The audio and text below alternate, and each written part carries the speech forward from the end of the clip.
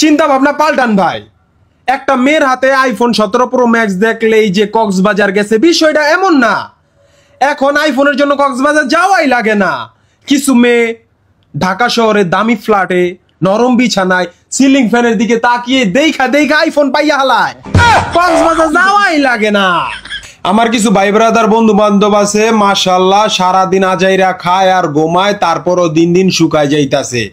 তাদের বলি ভাই কাজকর্ম না কইরা আজাইরা থাইকা রাতভর আইফোনের স্বপ্ন দেখলে স্বপ্ন দোষ হইব।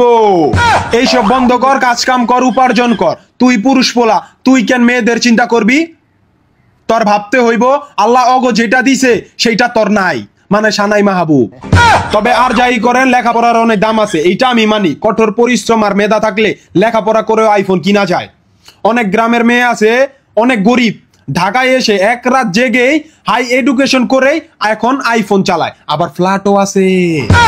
মালে আসেন ভাই, একটা আইফোন থাকলে যে কক্সবাজার গেছে এইটা করে ওইটা করে তেমন না, একটা আইফোন কিনতেই পারে।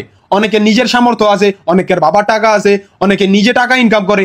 আমিও কিনতে পারি, টাকা পয়সা হাতের ময়লা, এই জন্য আমার হাত সবসময় পরিষ্কার রাখি। এটা বেশি ময়লা ছিল এলিগে এটা হালাই দিছি।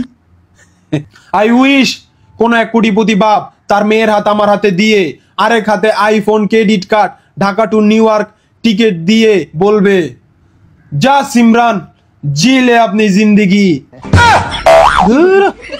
আমার লাভ লস নাই, আমার জীবনটাই লস।